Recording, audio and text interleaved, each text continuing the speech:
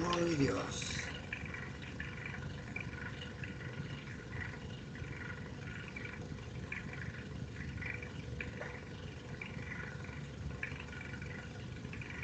El día de hoy voy a hablar sobre lo que es la...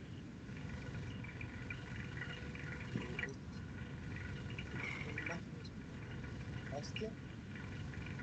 Permite la diferenciación entre las sustancias blanca y gris. Am, las imágenes que obtenemos en esta son de cortes coronales y sagitales. Nos permiten tener una mejor visualización en lesiones en el tronco del encéfalo y otras alteraciones de la fosa posterior. Nos dan una detección rápida y precoz en accidentes cerebrovasculares isquémicos. Ya no se dice accidentes cerebrovasculares, se dicen eventos cerebrovasculares, Ah, ok. porque está mal traducido eso. Sí, Ok. y hagan esa anotación, esa observación, porque les pueden llamar la atención. Así, oye, no, ¿cuál accidente? Y que esto, que lo otro. Es que así lo hicieron los traductores. Y ahora no, se dicen eventos cerebrovasculares. Un evento es algo que sucede. Y cerebro, en el cerebro, y vasculares, pues son hemorrágicos. ¿Verdad? Sí. Cámbiale, por favor. Bueno, también tenemos otros dos estudios sobre la misma resonancia Este, magnética. Ujú. la resonancia magnética nuclear también se usan eh, sustancias, válgame, ¿cómo se dice? Ay, Dios. Otras sustancias para medir es el PET, ¿verdad? Con positrones para medir la actividad metabólica de las células. Cuidado. Digan un poco más de la resonancia magnética nuclear. Es el mejor examen para distinguir lesiones mínimas, con cortes muy mínimos, y además mide la actividad metabólica de las neuronas. Por ahí tengo más descripción. Ándele. Bueno, también existe lo que es la angioresonancia magnética, que esta se puede hacer con un o sin medio de, contraste, perdón.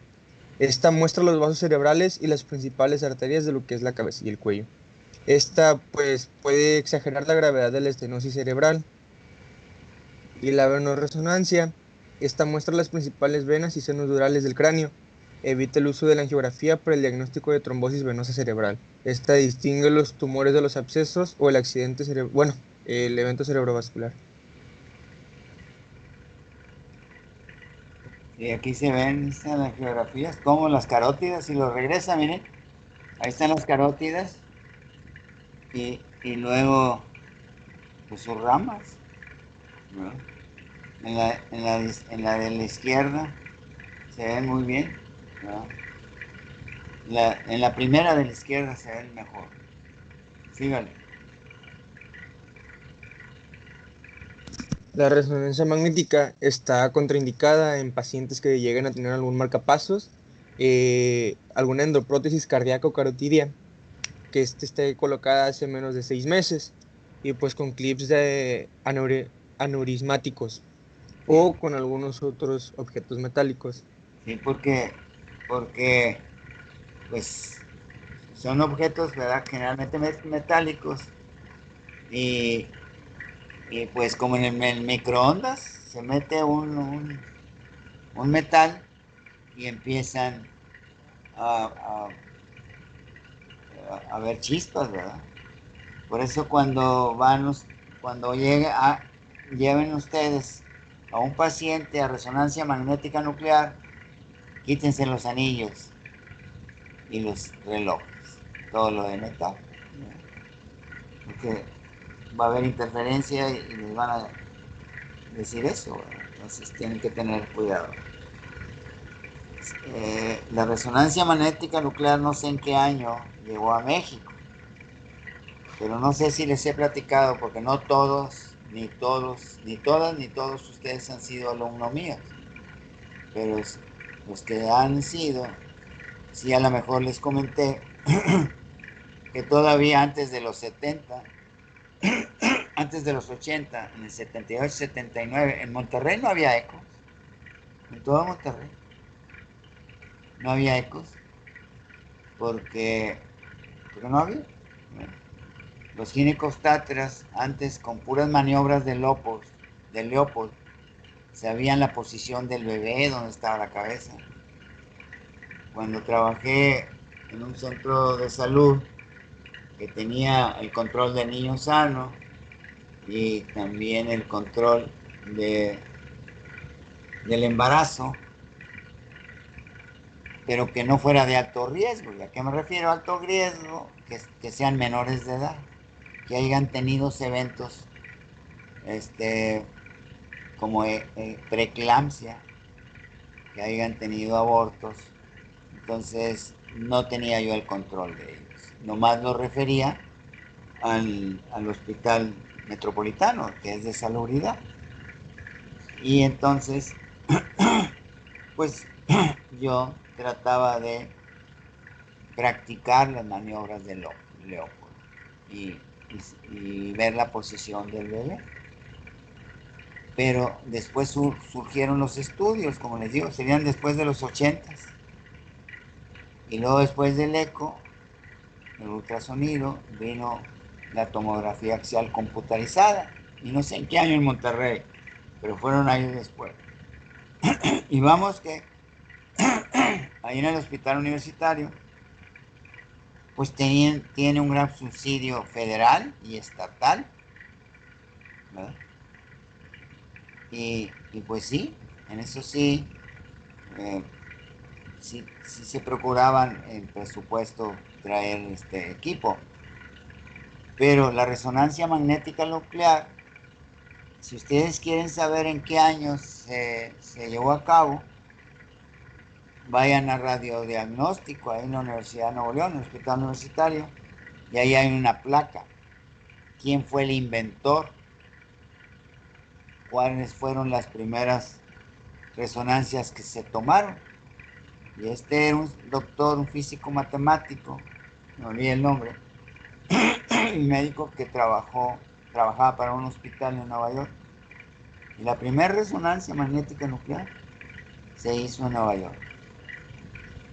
Y la segunda se hizo ahí en Monterrey, en el radiodiagnóstico, en el Hospital Universitario José Eleuterio González. Ahí está una placa, como para que vean que esto es muy reciente, ¿no?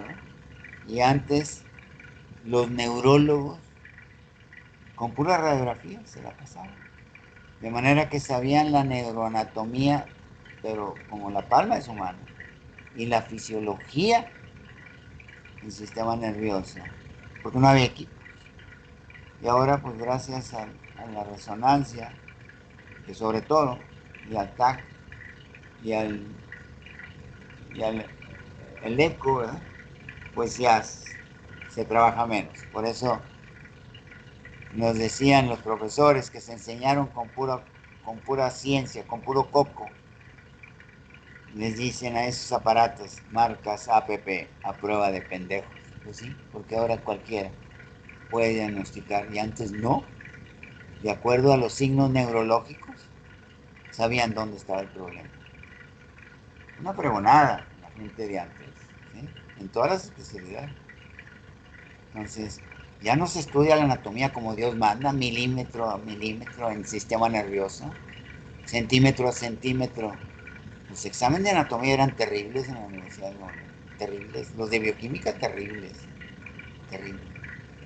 La fisiología igual, la patología, terribles. Teníamos 150 cortes para pasar el semestre. Yo le iba en semestre. Entonces, todos estos equipos han facilitado el diagnóstico. ¿Quién me puede decir qué quiere decir diagnóstico? Para que vean la importancia de que hay que ir a los diccionarios, la etimología. Diagnóstico es una palabra, son dos palabras griegas, y van a utilizar mucho la palabra gnosis. Gnosis. ¿verdad? Esterognosia. Dia quiere decir a través, y Gnosi, gnosis quiere decir conocimiento. A través del conocimiento, eso es lo que se dice en traducción del griego, diagnosis. Y entonces van a ver una esterognosia, esterosólido gnosia, que no puedo medir los espacios. No se medir. Tengo una lesión entre un hemisferio y otro. Esterognosia. Por eso vayan. Porque hay 3 ramas en la medicina, especialidades que son objetivas. La dermatología, hay más de 2000 y pico de patologías propias y de los aparatos, sistemas que llegan a la piel. La dermatología, la neurología y la psiquiatría. Y se aprende bien. Sígale.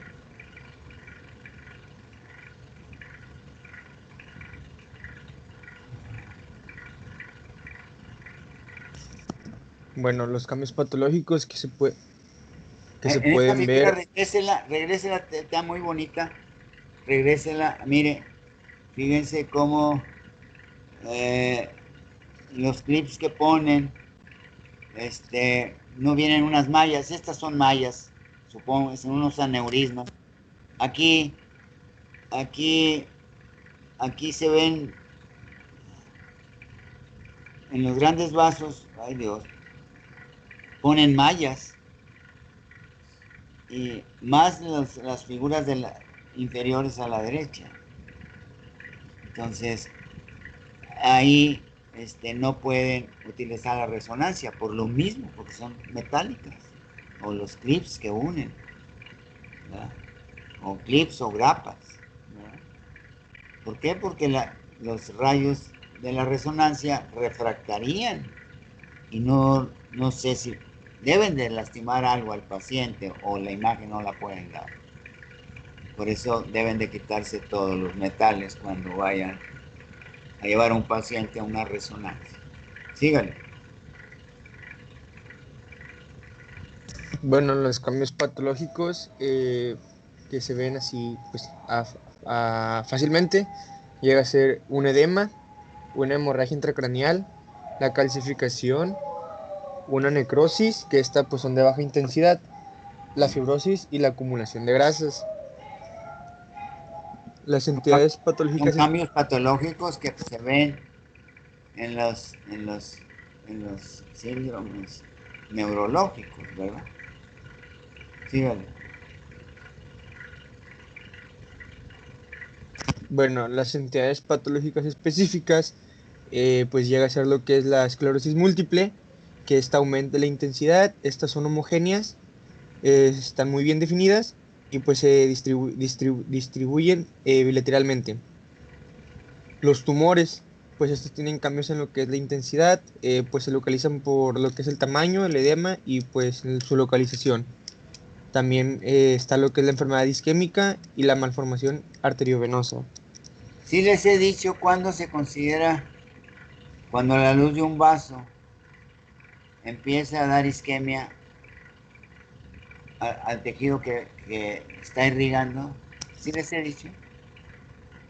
La reducción de la luz de más del 80% empieza a sufrir el tejido por esa isquemia. Quiere decir que está ocluida por una placa arteromatosa. Entonces empieza a sufrir. Por abajo de eso no. El Creador nos hizo sobrados y así el riñón de insuficiencia renal se empieza a ver por arriba del 80%. Del riñón destruido, para que se entienda bien. Ándele, síganme.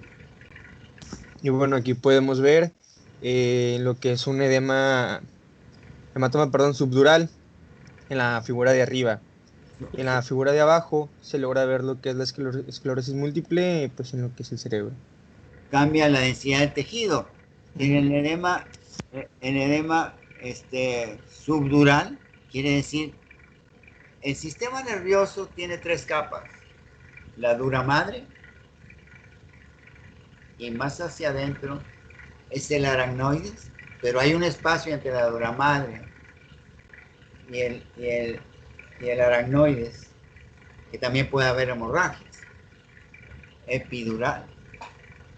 epidural hacia arriba y subdural hacia abajo, entre los senos venosos, entre la dura madre y la aracnoides. La aracnoides es donde le llega la sangre al cerebro.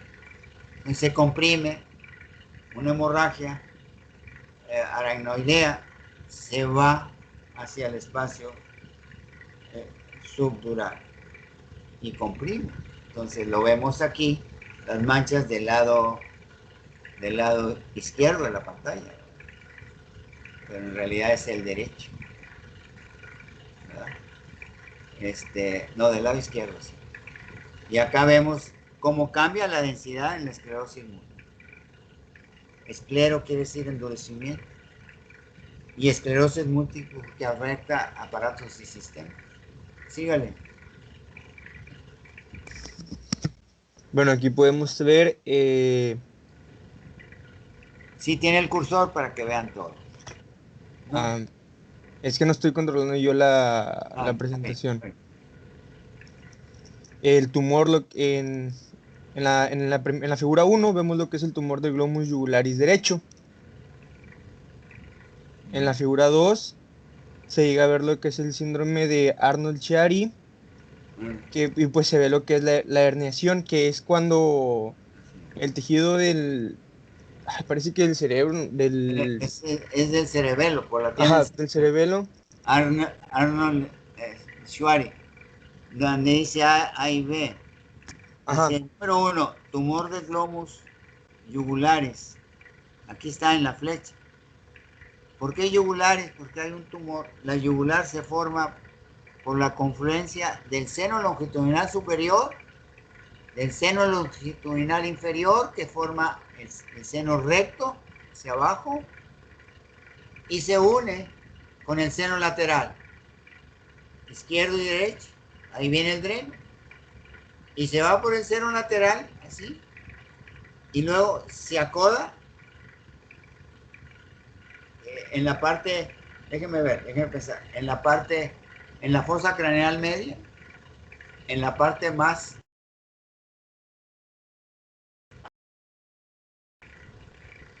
casi pegado al cuerpo esfenoide, y ahí se forma el agujero rasgado posterior, que es la desembocadura de los senos laterales, se acodan y ahí se origina la yugular interna.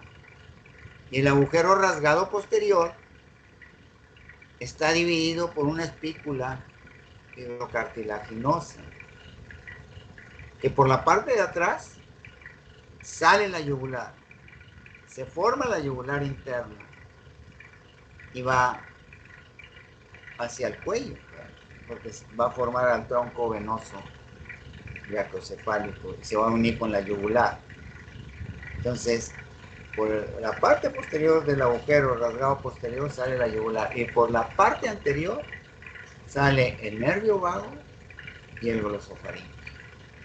¿Sí? Y aquí en la flecha, en la figura, está presionando, dice tumor del glomus yugular derecho.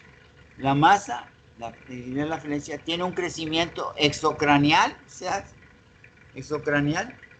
por el agujero rasgado, está comprimiendo ahí, así como intracraneal hacia el ángulo pontocerebeloso o cerebeloso pontino derecho. Y número 2, el síndrome Arnold-Chiari, existe desaparición de la cisterna magna. Pues la cisterna magna es la que se forma, o la gran vena de Galeno, pero los gringos o los ingleses le cambiaron ese nombre. Si Galeno fue un anatomista griego en el año 125 de nuestra era, y estos pendejos le ponen magna, malagradecido, estúpido. Aprendimos gracias a ese griego, Galeno, y así nos nombran a los doctores en medicina. Y tú le cambias magna, papá. Si él estaba abriendo cadáveres antes que 20, 50 generaciones tuyas, pendejo, y le quitas el nombre. Entonces, la vena cerebral magna se forma del sistema venoso que están en los ventrículos laterales y van también al tercer ventrículo y se forma y viene a formar parte del seno recto. Y el seno recto se une, termina en los senos laterales. Entonces, existe una desaparición de la cisterna magna, herniación en razón transfovinal, pero es una herniación que se hernia por ahí y va a morir por compresión de las amígdalas cerebelosas, porque las amígdalas cerebelosas están a los lados del bulbo raquídeo y va a presionar, se los dije en neuroanatomía, y va a presionar a las partes laterales del bulbo. Ahí está el centro respiratorio, pues adiós, mamá, papá. Y a la herniación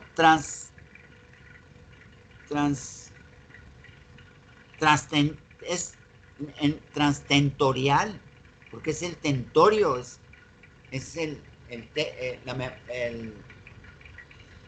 ay Dios, ¿cómo se llama eso? Que es la tienda del cerebelo. Entonces va a comprimir, va a venir por compresión a los lados del bulbo. Y lo dice y de unión bulbo medular. Pues claro, papá, pues ahí está la parte lateral del bulbo, donde están las olivas vulvares, ¿verdad? Y abajito sigue la médula. Ahí va a comprimir ese tumor, síndrome de Down, o una herniación, perdón. Puede ser también por descompresión. Si a un paciente se le hace una punción lumbar y si se extrae más de 20 mililitros de líquido cefalorraquídeo, pues el líquido cefalorraquídeo son 150 mililitros que traen flotando todo el encéfalo y todo el neuroeje hasta la médula. Y si le saco más de 20 mililitros, 2 por 6, 12. 2 por 6, 2 por 6, 12. 2 por 7, 14. Casi, si le saco casi una tercera parte, pues me va a producir un dolor de cabeza terrible. Y si le saco más, lo voy a matar, porque está flotando el cerebro, el encéfalo y la médula con el líquido cefalorraquídeo. Y ahí él atiende el cerebelo, ¿sí? Si saco mucho, pues va a caer el encéfalo y comprime las partes laterales del bulbo y va a morir por paro cardiorrespiratorio. Por eso los neurólogos, luego leguito, así en urgencia, así, ver el fondo del ojo para ver si la papila óptica no está bombada, debe de estar ahuecada. Y la papila óptica es donde salen todas las prolongaciones de las terceras neuronas. Primero son conos y bastones. Segundo, células ganglionares, células bipolares. Tercero, células ganglionares. Y el cilindroeje de las células ganglionares, tercera neurona de la vía visual, forma el nervio óptico y sale por el agujero óptico.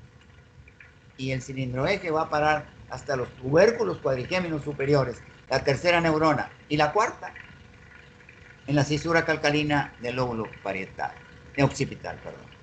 Entonces, un neurólogo lo primero ve cómo trae la presión.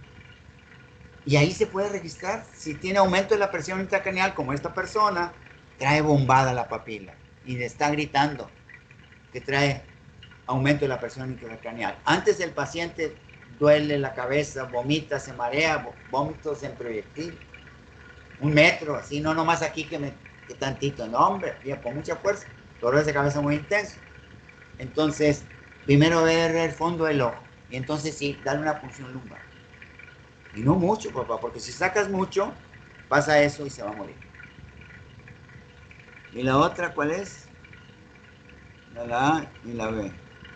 Y luego dice, a nivel cervical puede verse una cavidad siringo-mélica. Siringo quiere decir un tubo, se está herniando miélica, se está herniando las meninges, siringomiélica, que produce una zona de menor densidad en el interior de la médula, flechas.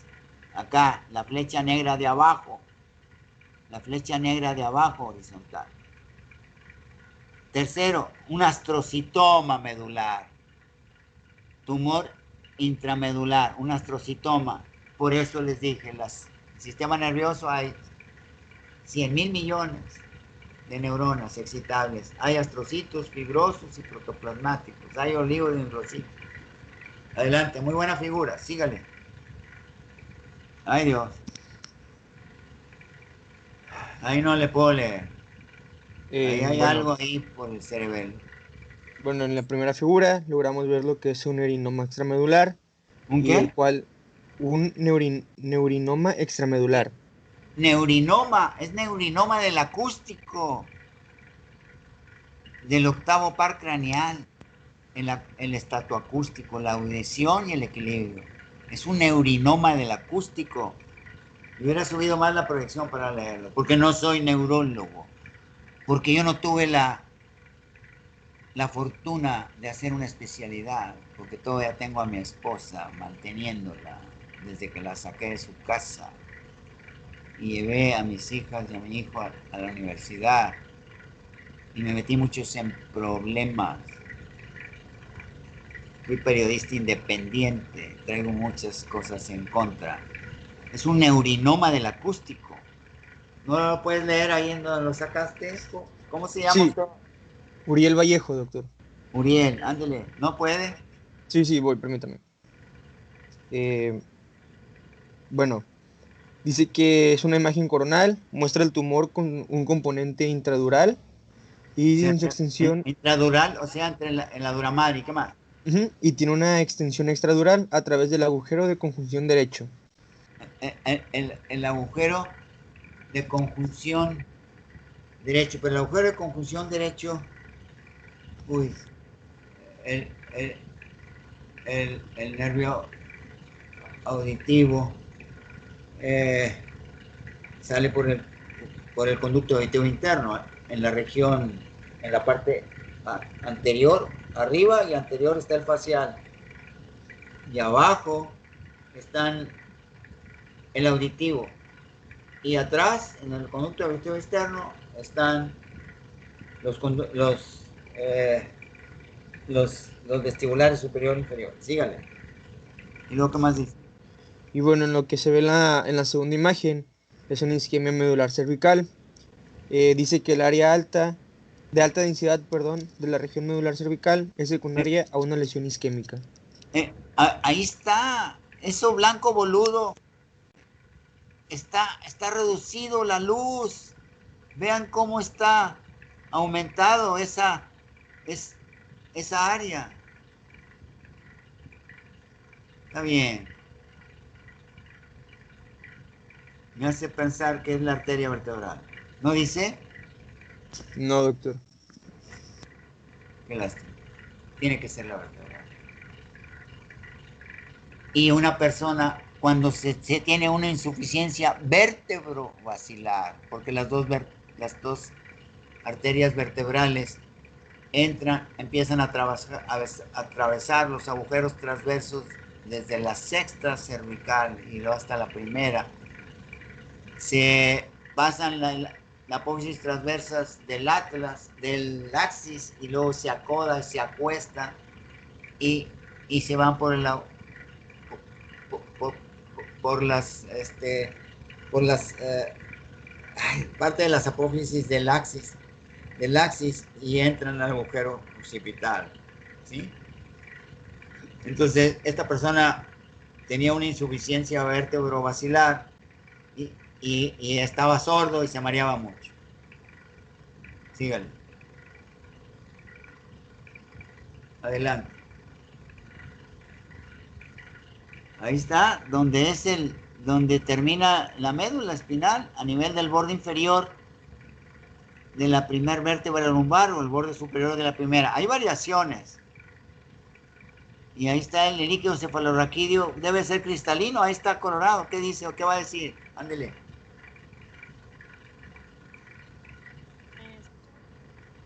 Adelante. Ahí se está haciendo la punción lumbar. La punción lumbar se hace entre... Ay, ay Dios. Entre la, entre la tercera y la cuarta lumbar. Sí, guau, ya se me olvidó los nombres. ¿Sí me escucha? Sí, doctor. Sí, doctor. Ándele, describa. Pues vamos a ver para el método diagnóstico Hable la más fuerte, no se lumbar. escucha.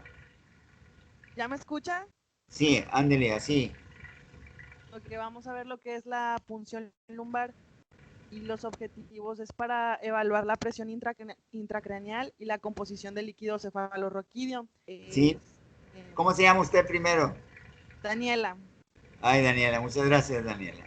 No, no está bien. Me estaba quebrando la cabeza, pues se introduce la aguja entre el borde inferior el borde superior de la cuarta lumbar y la tercera, ¿sí? Primero, Ah, sí.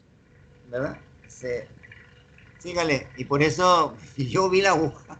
Yo pensé que era donde terminaba la médula espinal, ¿no? Porque no traigo los lentes. Pero termina a nivel del borde inferior. Ay, Dios. No, algo está ahí. A nivel de la tercera y cuarta. Pero la médula, pues sí, es que el meninge, el ventrículo de Krause, ahí abajo.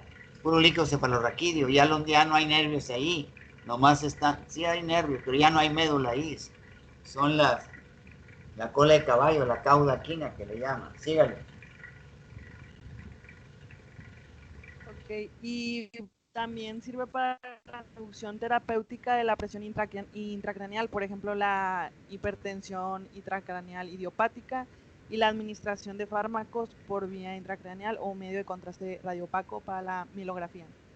Sí, así son los usos que tiene la punción lumbar.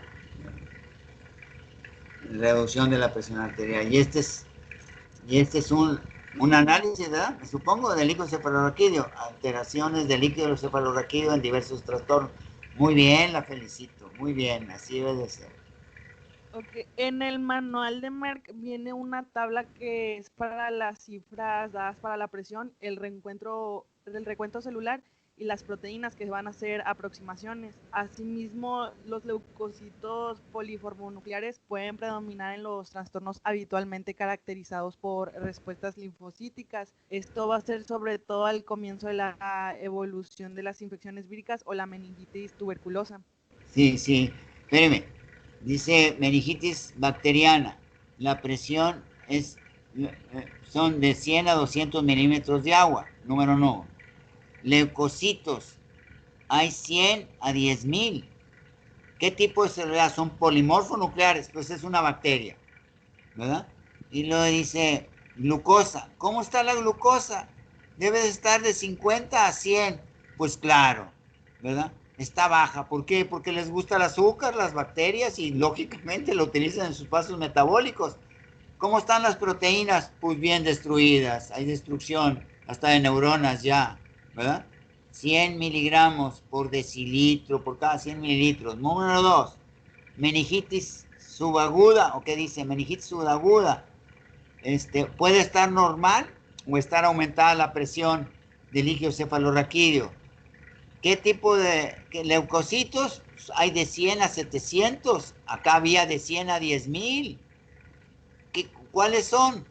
Es una subaguda, son linfocitos. Pues sí, ya no pudieron los linfocitos o ya no pudieron los macrófagos, los neutrófilos, ahora salen los linfocitos. ¿Cómo está la glucosa? Pues baja, porque les gusta el azúcar, también viven de azúcar. ¿Y cómo están las proteínas? Pues están aumentadas, hay lesión. ¿Y lo que dice? ¿Cómo dice? No veo. Ay, Dios. Sarcoidosis. Sarcoidosis es una enfermedad casi degenerativa, no autoinmune. ¿Cómo está la glucemia? Y no alcanzo a leer. Pues total, meningitis sifilítica, pues está normal la presión o está aumentada. Y aquí hay de 25 a 2,000 meningitis sifilítica. Predominio de los linfocitos, no pudieron los macrófagos. La glucosa normal, no le gusta mucho el, ¿cómo se llama la bacteria de la sífilis? El Treponema pallidum, ¿verdad? ¿Y cómo está la presión? Digo, están las proteínas aumentadas. ¿Cómo están los neutrófilos? ¿En la qué? Ay, no. En la neurosífilis paralítica, pues ya hay lesión, pues primero es la sífilis primaria, que se va a la piel, y la secundaria es orgánica, y ya la terciaria. Esta persona no se puede ni parar, porque tiene lesión de los cordones posteriores, ¿verdad? ¿Y cómo están de 500 a 2000? ¿Cómo están los linfocitos? Pues sí, no pudieron los macrófagos. ¿Cómo está la glucosa normal? ¿Y cómo están las proteínas normales o aumentadas? Y así, absceso o tumor cerebral. La presión puede estar normal, pero generalmente aumentada. ¿Cómo hay las células?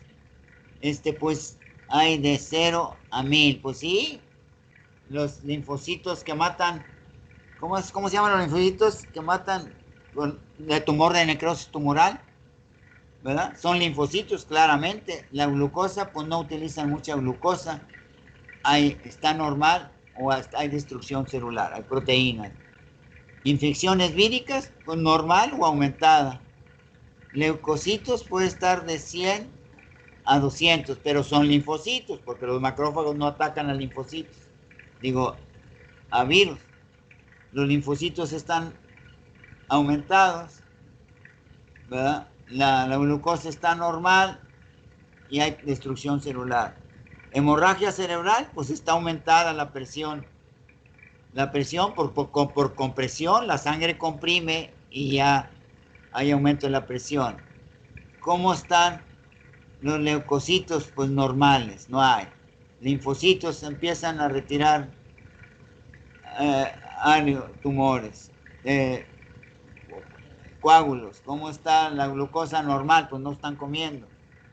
Y así, hemorragia subaracnoidea, tumor en la médula, un meduloblastoma, normal, casi no hay linfocitos, y son los leucocitos, normal y aumentada la presión. En el síndrome de Guillain-Barré, que es una enfermedad autoinmune que nos puede matar, que esa empieza a atacar a la mielina del sistema nervioso periférico, pues tiene que estar normal. Pues no hay.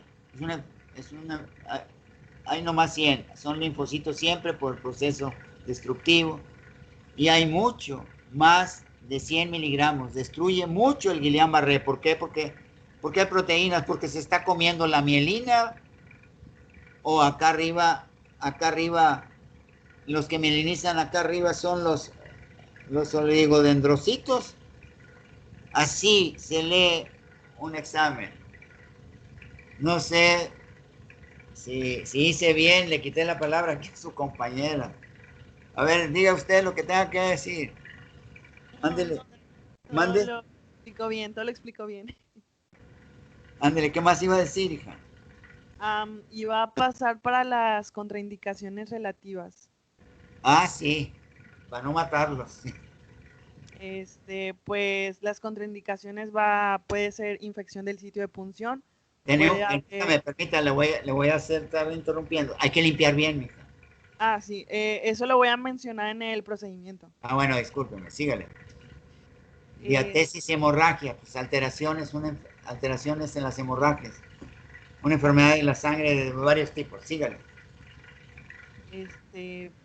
Puede haber también lo que es hipertensión craneal debido a una lesión ocupante de espacio dentro del cráneo o la obstrucción del flujo de salida de líquido cefalorraquídeo. Esto puede ser un ejemplo debido a una estenosis del acueducto o una malformación. Del acueducto de Silvio. Ajá. Del acueducto de Silvio. El acueducto, ahí voy. Primero tenemos, como les dije, los epidermocitos, los que están en el epéndimo, las células ependimarias, están en el conducto del epéndimo, en la médula. Llegan al bulbo, al cuarto ventrículo, y se abre el bulbo. Así como están mis manos. Se abre en la porción inferior del bulbo, se abre y llega al cuarto ventrículo vulvar.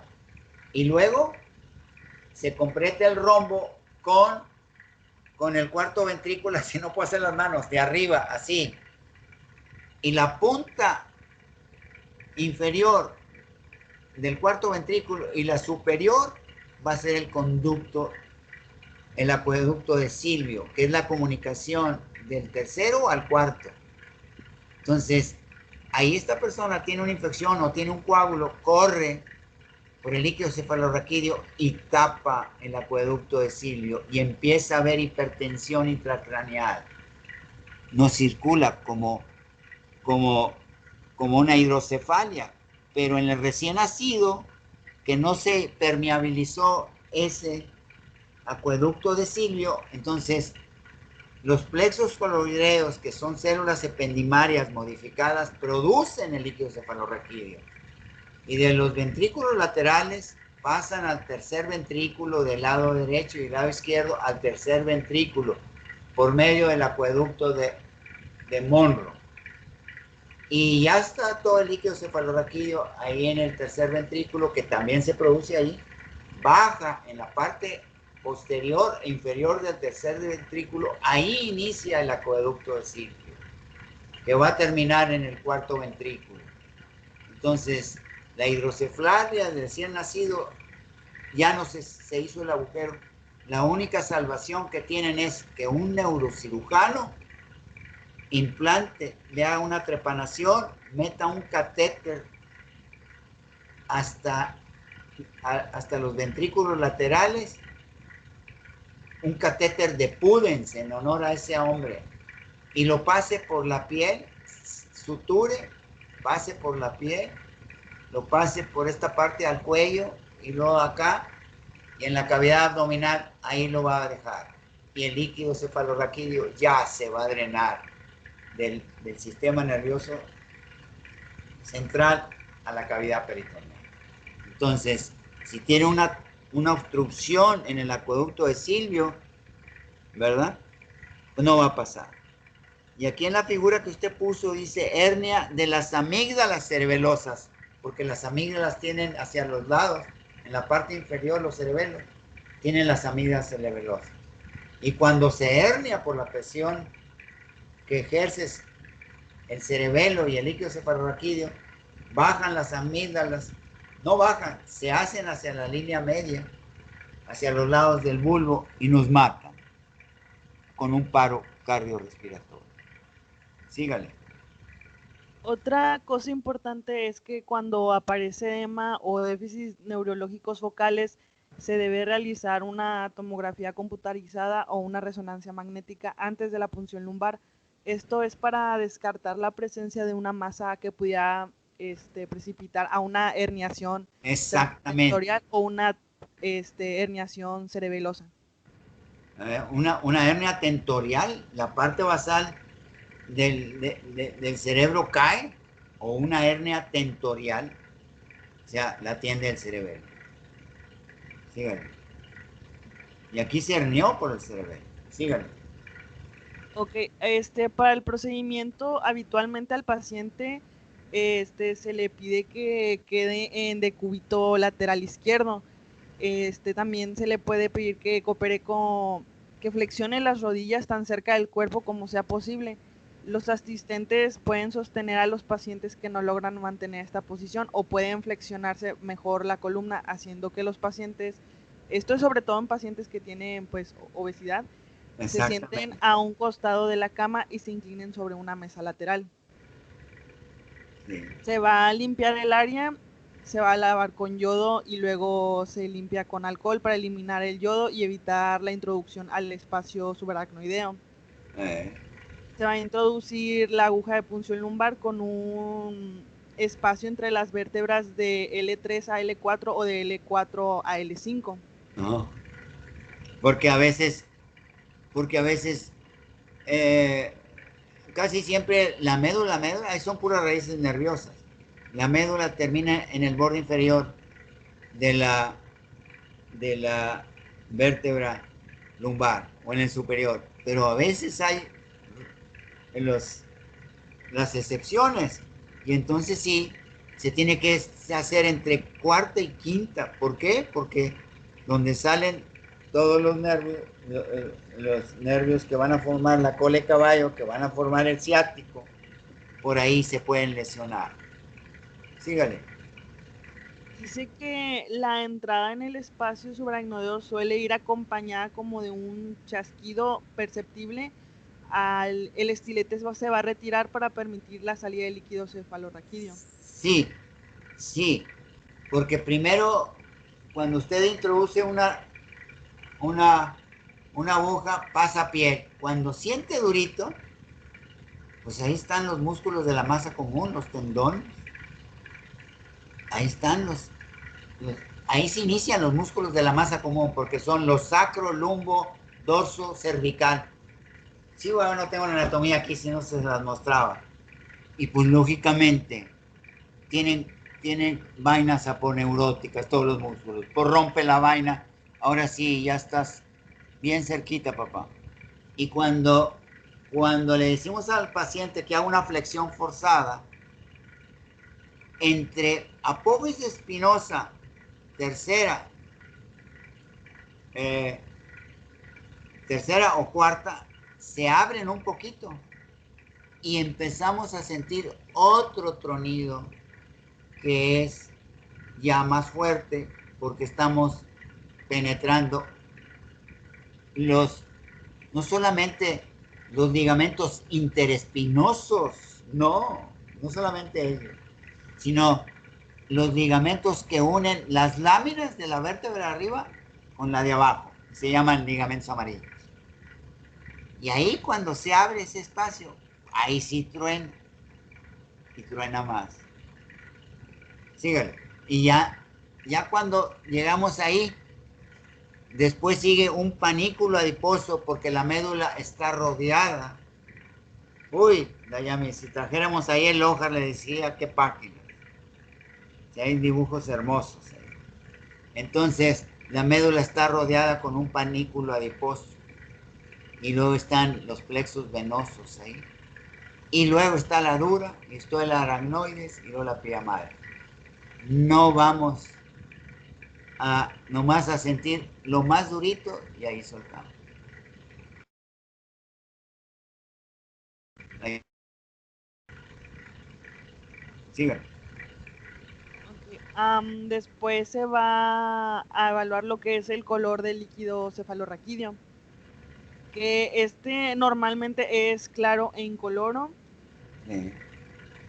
También puede haber líquido sanguinoliento que va a indicar que hubo una punción traumática o una hemorragia subaracnoidea. Sí. La punción traumática se va a distinguir por la normalización gradual del líquido cefalorraquídeo entre el primero y el cuarto tubo. Esto va a ser confirmado por la disminución del recuento de glóbulos rojos. También va a haber una ausencia de santrocromía, que va a ser el líquido cefalorraquídeo amarillento, va a ser debido a eritrocitos. Dile que le agradezco mucho. Discúlpeme, es que me mandó un mensaje el coordinador, porque tenía todos 7 grupos de neuroanatomía, pues yo les encargo dibujos y pues no, porque así lo exige el reglamento ahí. Dile que muchas gracias, que le agradezco. Tengo clases, que no le contesto porque tengo clases. Sí, continúe, disculpe. Y pues esto se va a hablar en una muestra centrifugada. ¿Qué quiere decir? ¿Qué quiere decir santo cromo?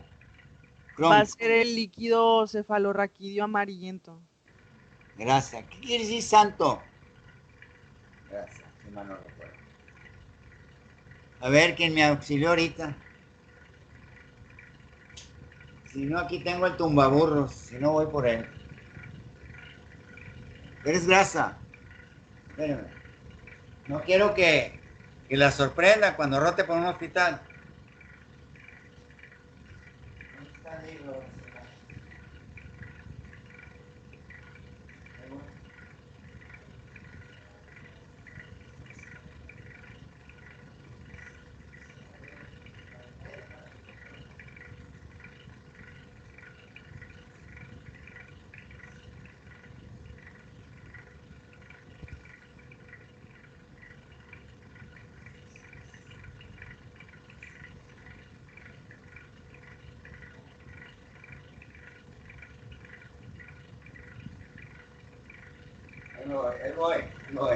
No me quiero equivocar. Creo que santo significa amarillo. Amarillo. Porque la grasa da esa coloración, pero como quiera.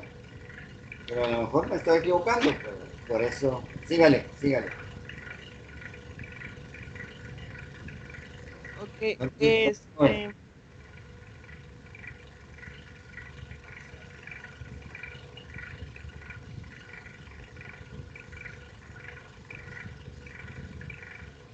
Uy, pues no viene.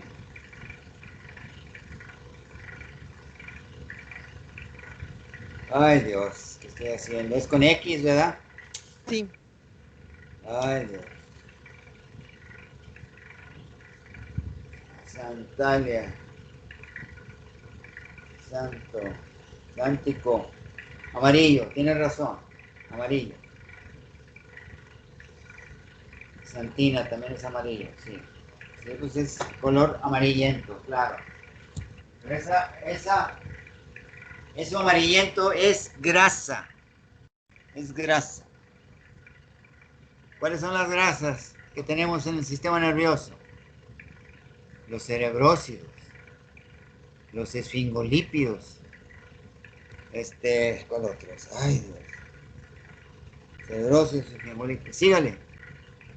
Bueno, en el recuento de células en el líquido cefalorraquídeo, en condiciones normales, el cociente de glucosa entre el líquido cefalorraquídeo y sangre es alrededor de 0,6, salvo en la hipoglucemia grave. La glucosa en el lípido cefalorraquídeo habitualmente es mayor a 50 y pues también habla sobre la proteinorraquia, que va a ser el aumento de la tasa de proteínas en el líquido cefalorraquídeo, y la glucorraquia, que es la tasa de glucosa en el líquido cefalorraquídeo. Sí, la cantidad. Sí, dice, en condiciones normales el cociente de glucosa entre el líquido cefalorraquídeo y la sangre es de 0 a 6. Y salvo en la hipoglucemia grave, la glucosa en el líquido cefalorraquídeo habitualmente es de mayor de 50 miligramos por decilitro. ¿Por qué debe ser mayor?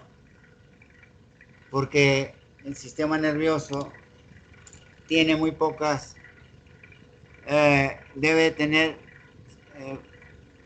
más de 50 miligramos por decilitro, porque si no vamos a empezar a tener síntomas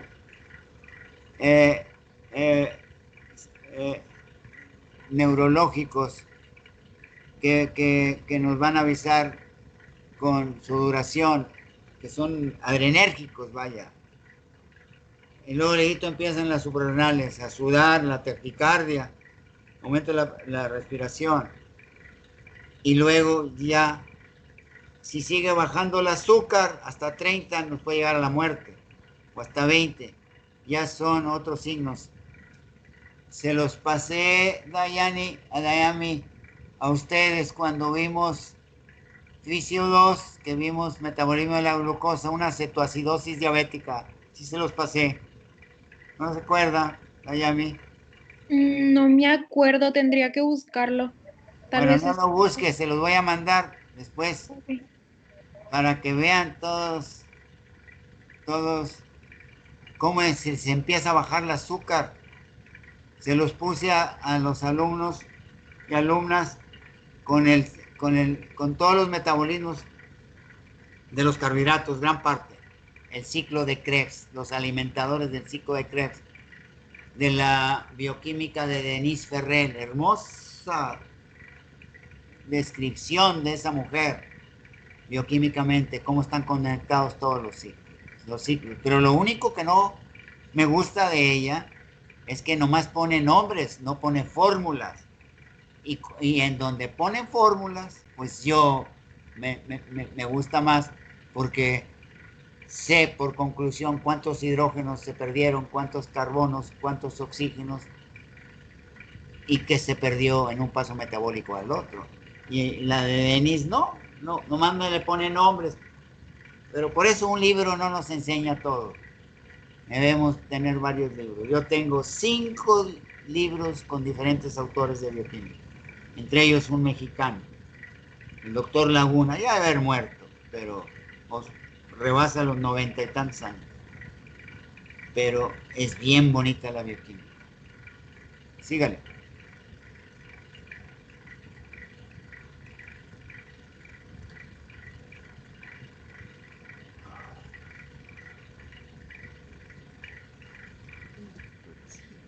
Ok, ya para finalizar, habla sobre la tinción y análisis y cultivo de líquido cefalorraquídeo. Para las bacterias, pues nada más menciona que se va a usar la tinción de Gram.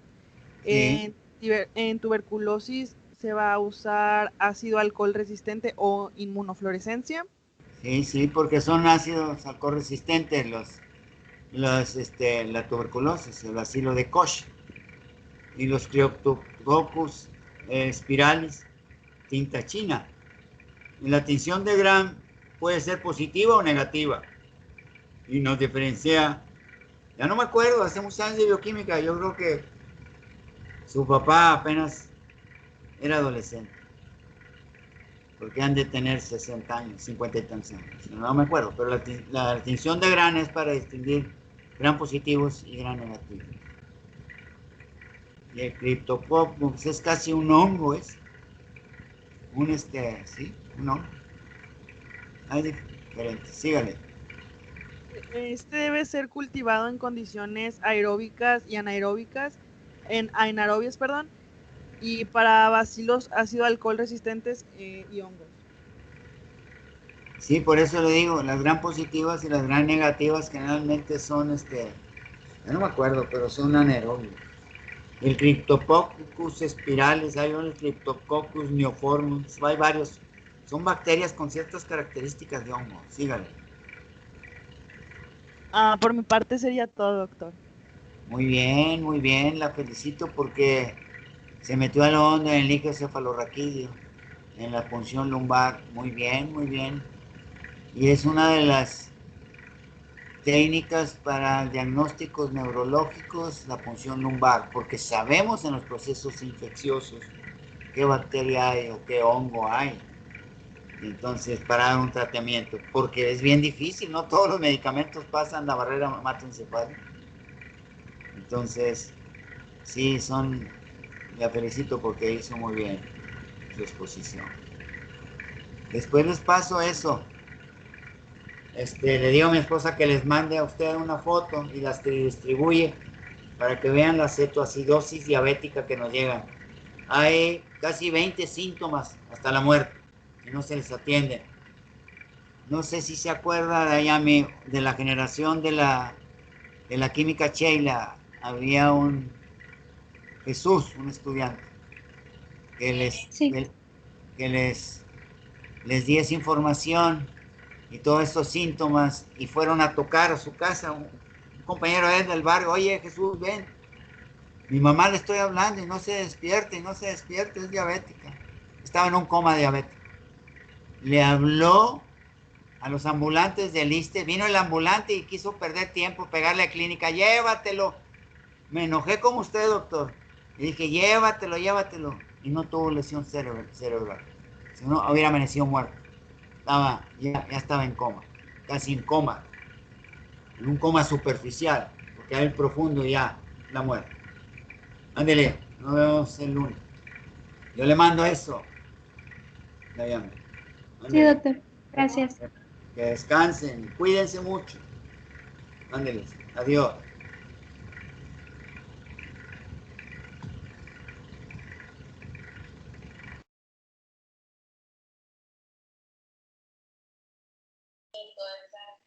Bueno, les voy a, nomás para confirmar la lista, ¿ok?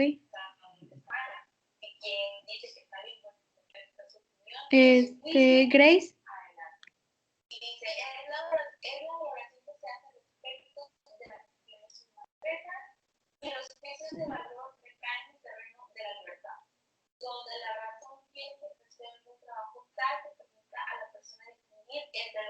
Ya te vi, ahí estás.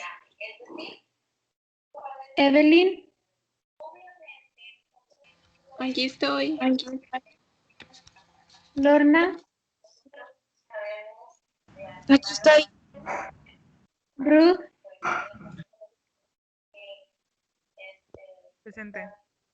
Daniela Amezcua.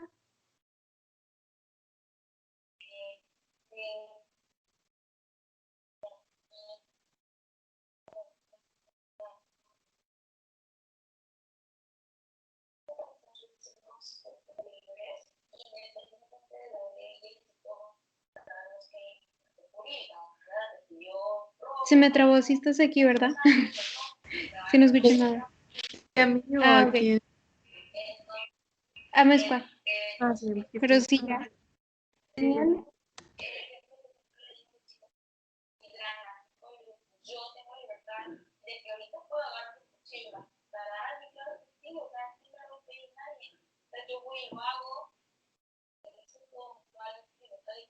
Margarita.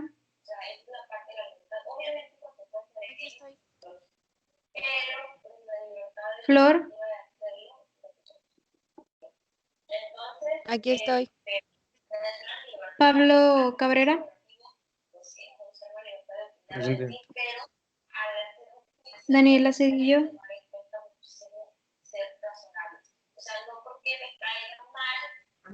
Aquí estoy.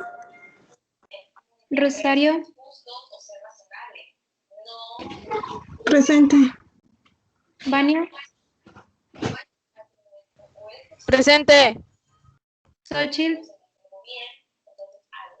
Presente. Yanei. Presente. Vero. Uriel. Presente, presente. Oscar. Presente. Daniela Quevedo.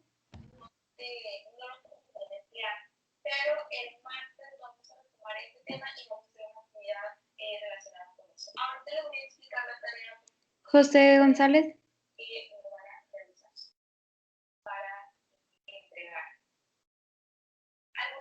Ah, ya te di. Daniela Fuentes. Aquí. Frida Castillo.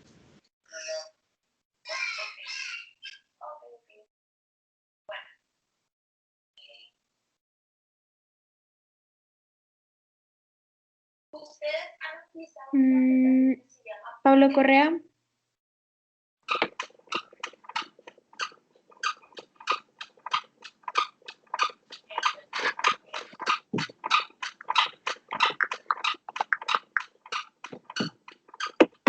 José Faustino.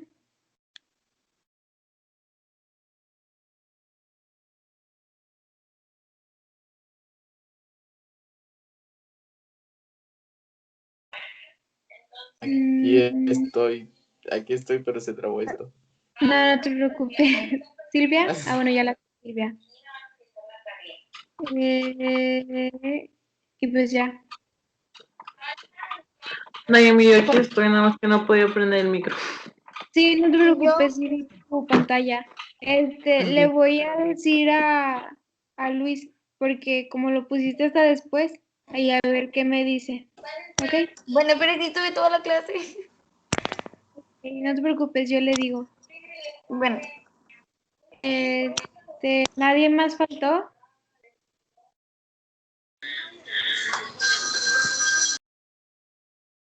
¿No?